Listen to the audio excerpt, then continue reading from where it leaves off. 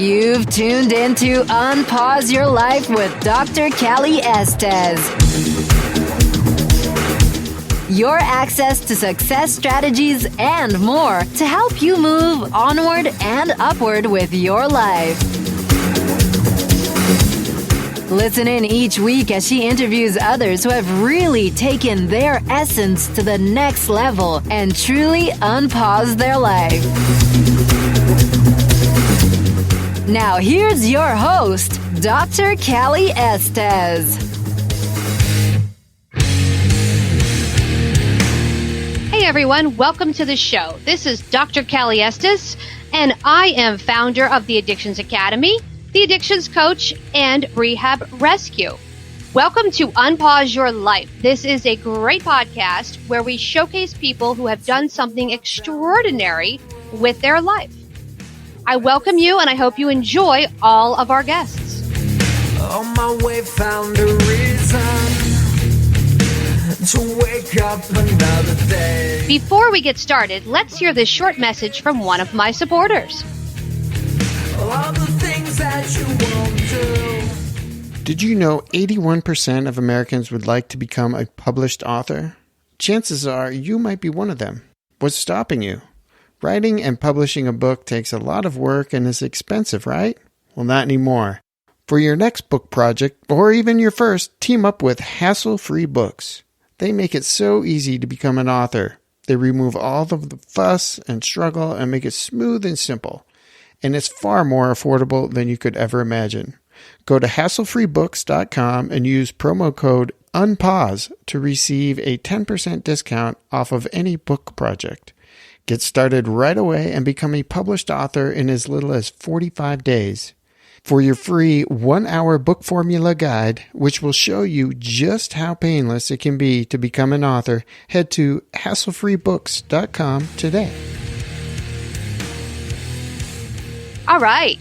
Thanks again for joining me. Let's get started with today's show. Took a walk down the dark road where they said that I shouldn't go.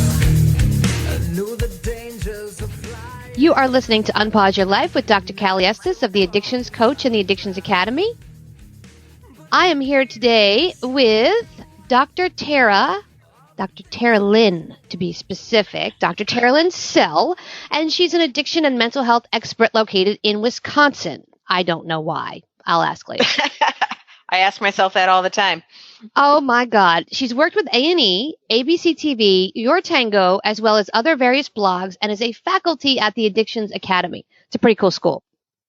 Dr. Teralyn holds a PhD in psychology, specializing in addictions, a master's degree in counseling psych, and multiple brain health and nutrition certifications.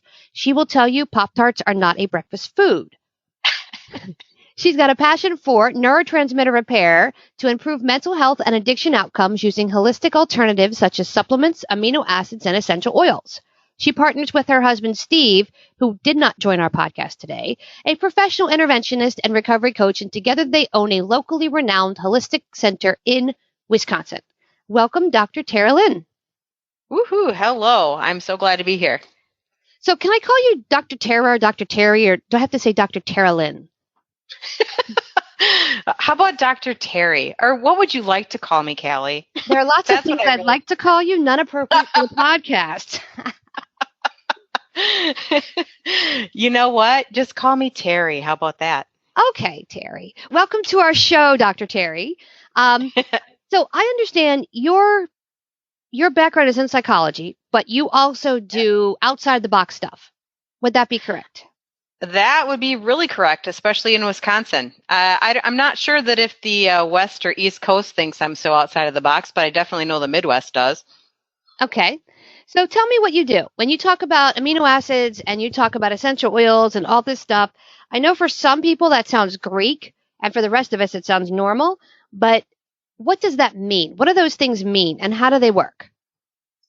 We pretty much know, most people know about neurotransmitters like serotonin or dopamine, your reward systems. A lot of people who came into my office were getting sicker and sicker using psychiatric medications. And I was feeling helpless to help them. So I went ahead and studied a little bit more on the brain and decided to look into some more natural ways to help them feel better, whether they wanted to not be on medication or just support them in their medication. So neurotransmitters start with food, typically. A lot of proteins help build neurotransmitters, and nutrients are the cofactors to neurotransmitters. So, Callie, so many people now, the standard American diet, the SAD diet, right? There's little to no nutrients involved in our diets. So I started looking at how we can supplement, and amino acids was just one of the ways that looked good to study.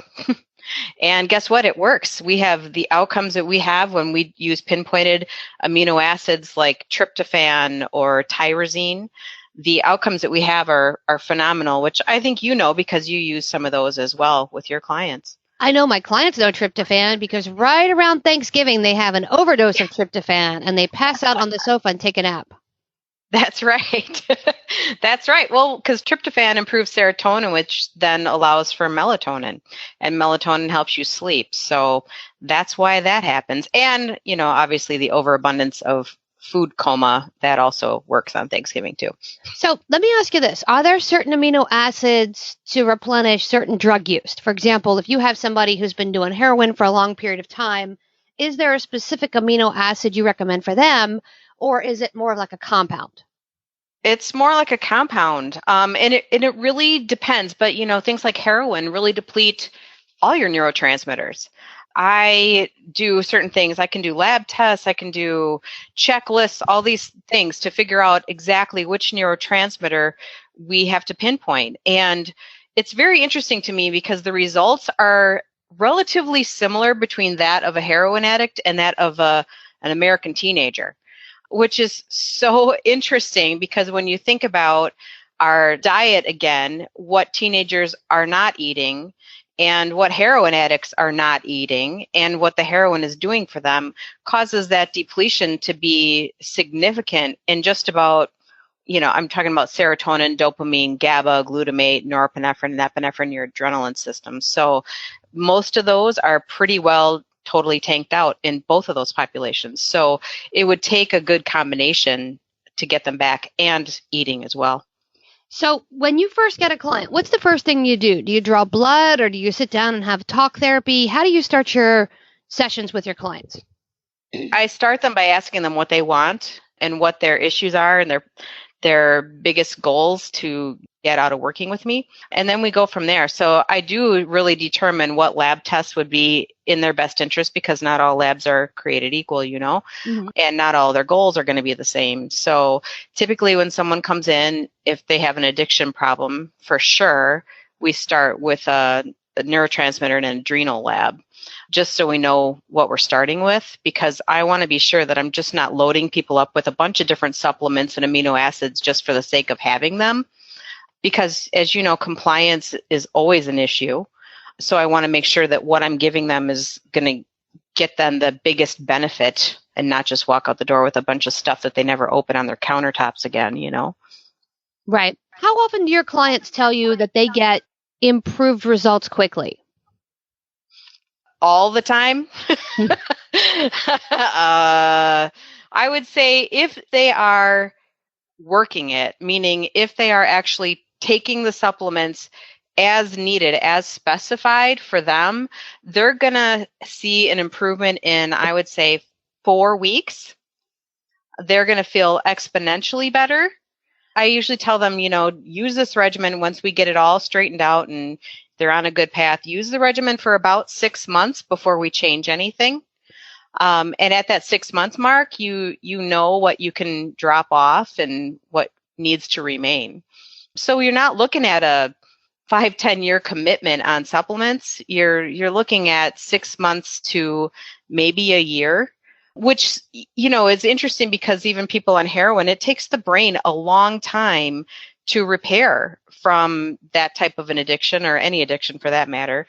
So if we can give them pinpointed amino acids and supplements and things like that to get that brain kind of pumped up right? And functioning better, faster. Wouldn't that be an easier outcome for them? That would reduce the amount of relapses for sure. Right. And that makes sense because right now we're predominantly talk therapy and everything is more, let's talk about it. But if something has destroyed your body like that, it's going to take a while for it to repair. So it makes sense. Well, and I tell people all the time, you can't talk your way out of neurotransmitter depletion. You can't talk your way out of a B vitamin deficiency. When you're sitting on my couch and you're shaking, what am I supposed to do with that? Your body is physically shaking, and I'm supposed to just, how does that make you feel? Well, I can friggin' tell how it makes you feel. I can tell how your body is feeling. How about we work on making you feel different than that without just thinking it's all in your head and talking your way out of it? That was the frustrating part for me as a therapist. That idea that I can just, it's just a thinking error. It's how you think. Well, our head is connected to our body at all times. And, therapists, I think we need to work on the entire body, not just thinking. Right. So the amino acid therapy is good for everybody. I would think if you have somebody who has poor diet or, for sure. Has mental health issues, which we can also trace back to poor diet, that just working with them and getting the blood work and figuring out what's missing would make them feel better. So it's not just addiction. I would think it's everybody, right? It is. Oh, yeah. Pretty much everyone can do it. Even I have tested kids that are 3 years old that are displaying, ADHD type symptoms or lots of anger and rage. And it often just turns out to be either a food sensitivity or a neurotransmitter imbalance, which you think, why does a 3-year-old have a neurotransmitter imbalance? It's because of food and environment. Wow. So what do you do with a 3-year-old? Same thing.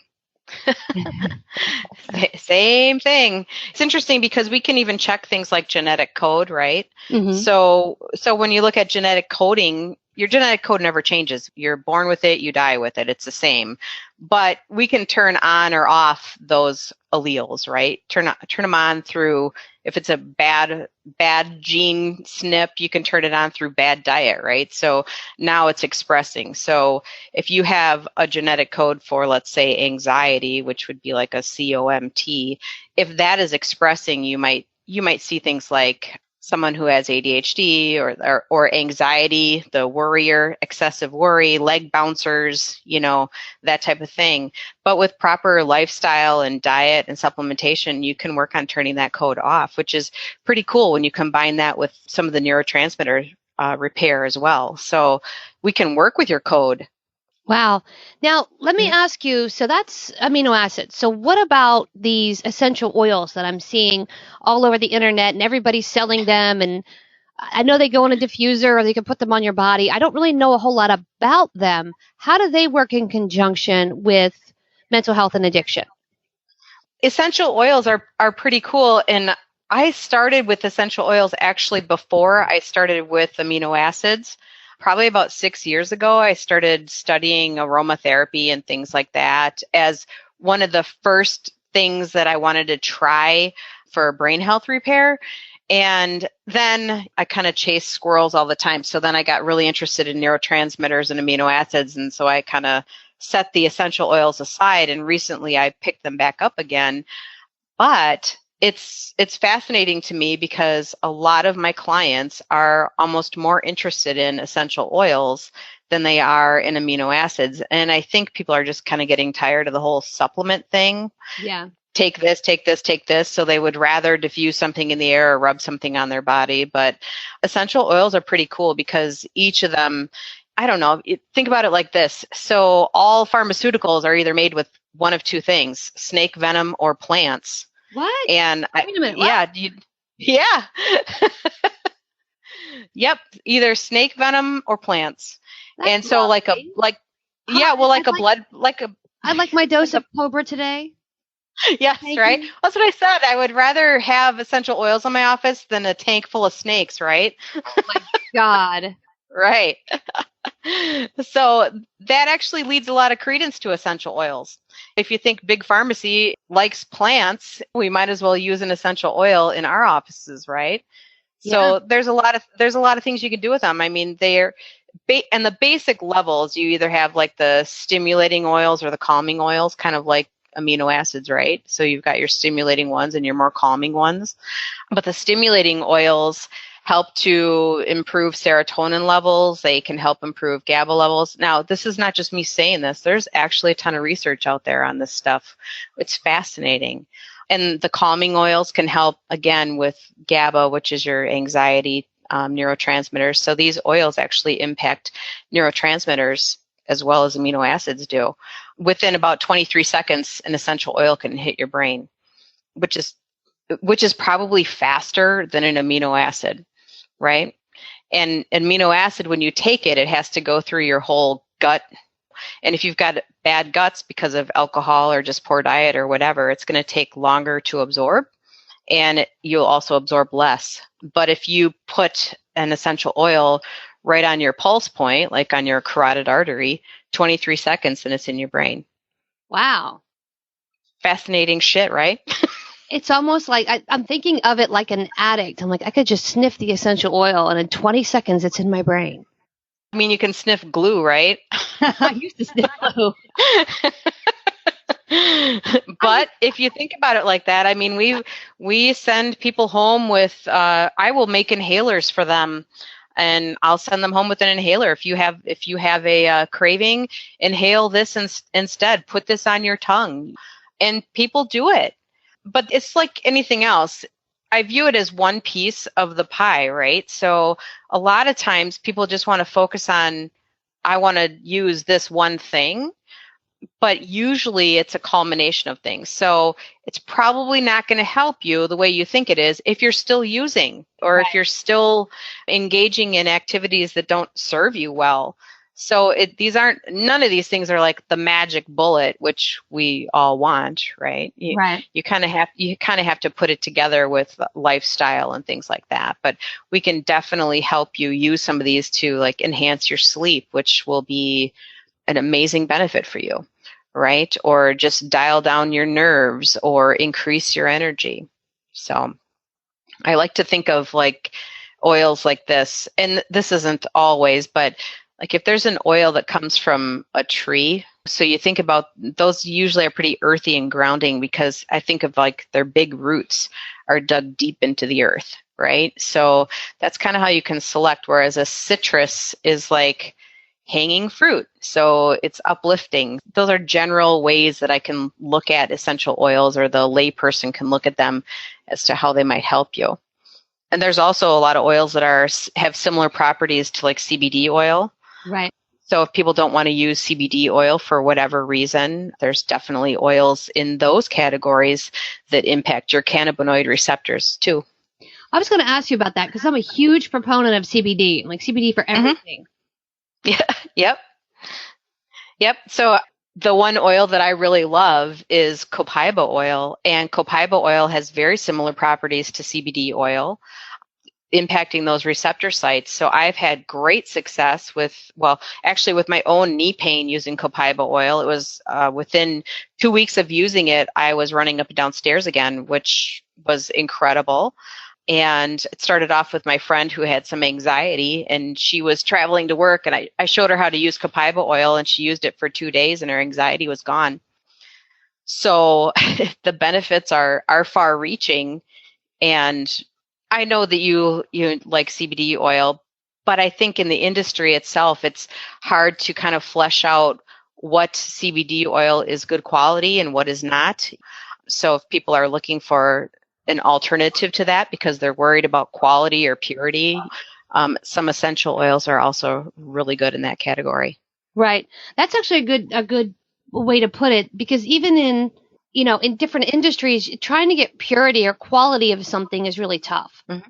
So it is. I'm thankful enough that I can work with somebody that I know the quality is really good. Right. Not everybody has that. Yeah. What would you tell our listeners to start with? If you say, I have anxiety, or my child has anxiety, or I'm coming off of this drug or that drug or mental health, where do they start? Because this is a lot of information. We always start with a 3-day food journal. And that way we can kind of tell what you're eating, without amounts and things like that, what and when you're eating. So if people want to start with something, what I would say is the easiest thing to do is to eat protein every 2 to 3 hours. A lot of this stuff also has to do with what's called reactive hypoglycemia, which is the rise and fall of your blood sugar. So I don't know how many times I've had someone come in the office that's got severe anxiety, and the first question I ask is, when was the last time you ate? Yeah. And, or even, someone with an addiction, they're not eating. Even if you have an addiction and you're still active in it, try to eat protein every 2 to 3 hours. Now, if you're not going to eat it, then go ahead and make a protein shake or get a pre-made shake and drink it. Right. You have to start getting that protein in your body. Same thing with kids. A lot of those little kids who have ADHD are going to school on either empty stomachs or with carbs or crackers and bread and pasta, things that don't have any real nutritional value for them. So I have a funny story to share. My son, who, this was last year, so he was a freshman in high school, and he decided that he was going to get up every morning very early and go to school and work out like at 6 a.m., which is totally fine. We were encouraging that, but he wanted to do that on an empty stomach. And we were not okay with that, but he did it anyway because, natural consequences rule the world, right? So he got into, I want to say 3 fights that first week. And so we sat him down and I said, listen, you can either not go in the morning or you can start taking care of yourself and grab a protein shake on your way out the door. So I taught him how to make a protein shake and he took that to school and immediately he had no fighting. And I know it was because of his blood sugar. He was running on empty. And I think to myself, how many other kids do that? They do that a lot. And how many kids live on pastas and food that has no nutritional value. So, but it's the same thing with adults. I mean, the first thing we want to do is take care of our kids, but we don't take care of ourselves. So the very first thing I would tell people is eat protein every 2 to 3 hours. And if that still doesn't work, then you might want to eliminate some of those inflammatory foods, particularly gluten. No, you can't take my pizza. That's what everybody says, by the way. It's really not that hard.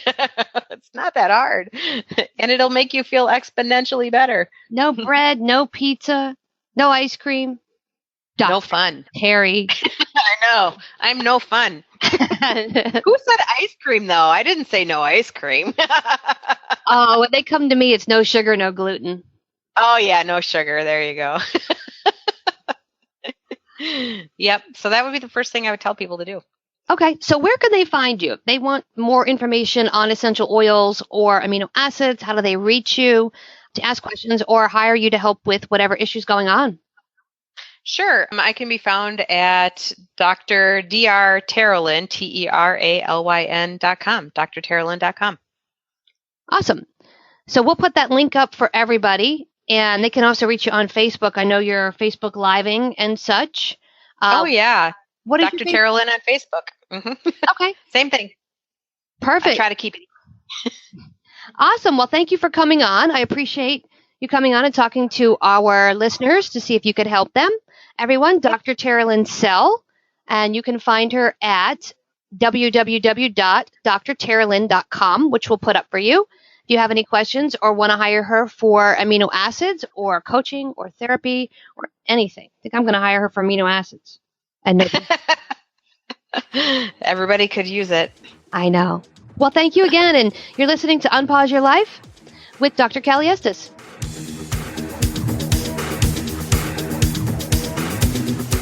Hey, everyone. Thanks again for listening. I really hope you enjoyed the show today. Head on over to iTunes and Apple Podcasts and leave a comment or review of what you think. Or contact us at 1-800-706-0318. If you want to be on our show, feel free to email or call. And if you have a topic, feel free to email or call as well. Thanks for listening to Unpause Your Life. For show notes and more, head on over to unpauseyourlife.com.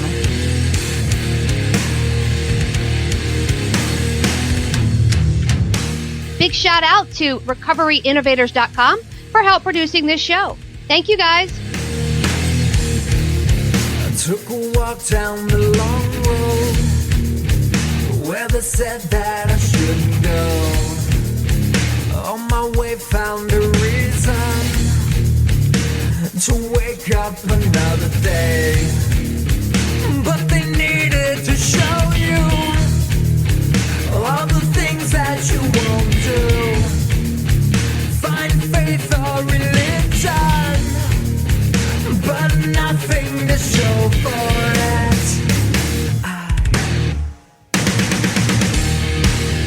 No need to escape, in love with my pain.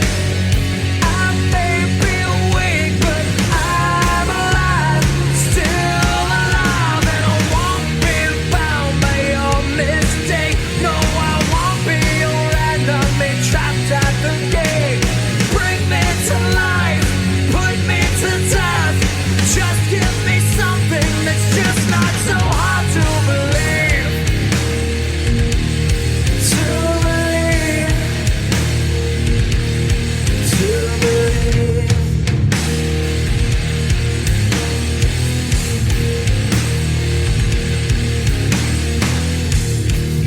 I took a walk down the dark road where they said that I shouldn't go. I knew the danger